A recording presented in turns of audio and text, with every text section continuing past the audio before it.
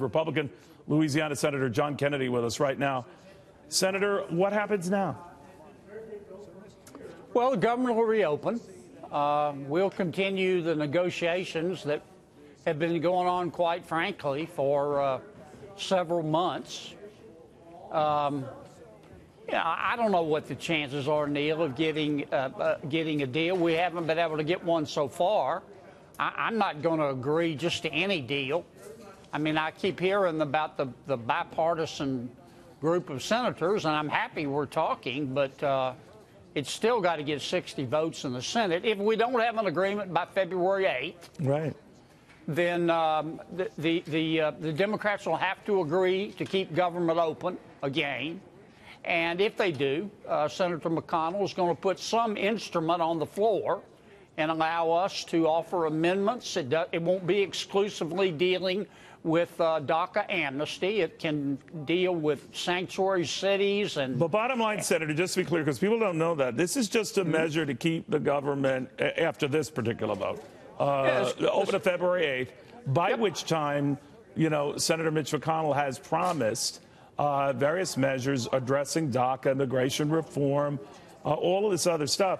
It is just as likely that finding bipartisan agreement or any agreement on those measures could fall through again, and we could revisit this again, right? Yes. I mean, what Senator McConnell said, he set forth two very clear conditions. Number one, if we reach February 8th without an agreement on immigration, and we probably will, then the Democrats can't just shut government down again. If they do, then he's not going to put an immigration instrument on the floor. Point two, whatever is put on the floor, it's not going to be just limited to amnesty for the DACA immigrants.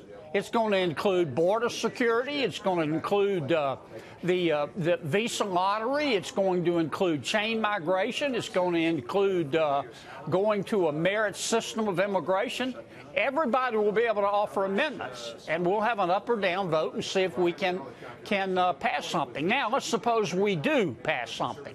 It's still got to be approved by the House, and it's still got to be signed by the president. I think what Senator Schumer wanted, and he didn't get it, I don't blame you for asking, but I thought it was unrealistic. He wanted some sort of guarantee that the Senate would pass a DACA amnesty bill, guarantee that the House would pass it, and guarantee that the Senate would pass it. And that was always unrealistic. So what is your sense of what happens now? Again, it's a question, you know, what happens in the House. There are a lot of your more conservative members who say, you know, there are a lot of things agreed to here that start a slippery slope.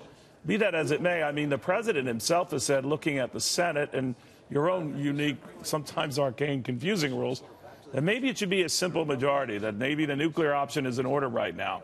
A simple majority on any appropriations measure and call it a day. What do you think of that? Well, that's not going to happen. It's going to take 60 votes. Can we get 60 votes? I don't know. Should we get 60 votes? I don't know the answer to that either. I'm interested in talking about not just amnesty. I want to talk about solving this problem so we don't have a DACA-like situation 5 or 10 years from now. I want to talk about border security. I want to talk about designing a commonsensical, colorblind immigration system like Canada, like Australia, that looks like somebody designed the thing on purpose.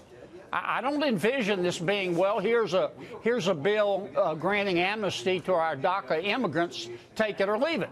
This is going to be a lot more complicated than that, as it should be. So I don't know whether they can craft something, you know, by February 8th or thereabouts. What do you think? If we don't make it by February 8th, Neil, civilization won't end. I mean, as long as the Democrats don't shut government down again, then McConnell will put a bill on the floor, some bill, he hasn't said which one, for us to start debating, and we'll have an open amendment process. But I can tell you, I believe Senator McConnell when he says if the Democrats shut down government again for 320 million Americans over an issue that's not an emergency, and I'm not saying it's DACA immigrants aren't important. What I'm saying is not a single one of them is in danger of being deported. There isn't an emergency here. The president controls deportation policy. He said that he wouldn't even talk about deportation until March.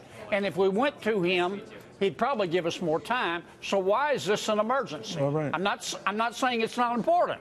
But why did we shut down the Center for Disease Control? Why did we shut down opioid treatment centers? Why did we send home every civilian worker at our military bases, without whom those bases can't operate? I mean, you know, for what? There's no emergency here.